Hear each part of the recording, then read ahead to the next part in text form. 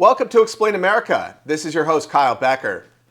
Dan Bongino, Deputy FBI Director, has announced another bombshell case. And this one, well, it's going to put the hairs up on the back of your neck.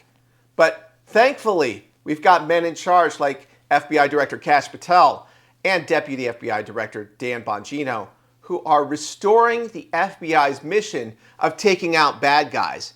And this one, well, he's going to prison. Well, before we get into this story, please like, share, and comment at Explain America. Join us. We appreciate your support for common sense journalism. Well, Dan Bongino is doing what he has always set out to do, and he's dreamed of doing it for a long time, and that is being a lawman. That is somebody who is defending the United States of America, protecting American citizens, and enforcing the law as it is written against those who would do harm to American citizens or U.S. national security interests. In this case, Dan Bongino announces that he has discovered a State Department employee who he was just sentenced to 48 months in prison for attempting to sell out the country to China.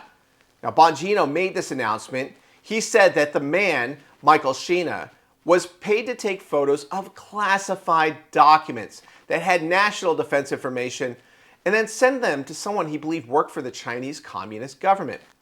Well, Dan Bongino, he really underscored what's at stake here. He said no amount of money is worth betraying your country, and the FBI will do everything in our power to bring traitors like Sheena to justice. Now, there's a word that we haven't heard for a while out of the U.S. government, and that is traitor. And the people who harm the U.S. national security and who work inside our government, they are committing treason, and it's great to see it called out for what it is. Now, Bongino went on. He said, quote, "To all the current and past U.S. government clearance holders out there, the threat is real. Please remain vigilant against China's aggressive attempts to target you and report all suspicious contacts to the FBI."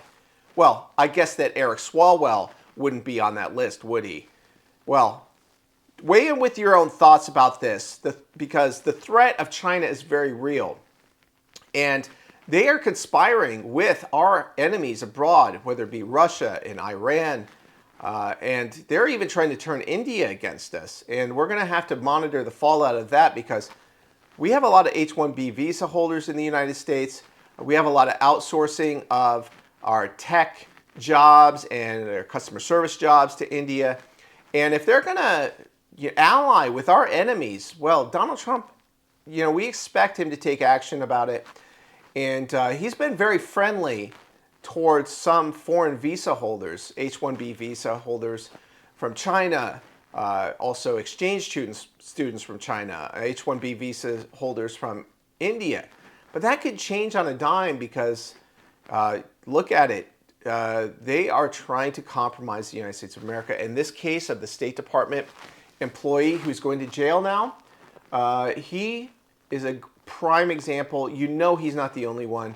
You know that there are dozens, if not hundreds of more people who work in the State Department and throughout the U.S. government who will take that slimy CCP money and sell out the United States because, they just don't teach patriotism like they used to in our foreign service academies and in our universities, Georgetown, Yale, Harvard.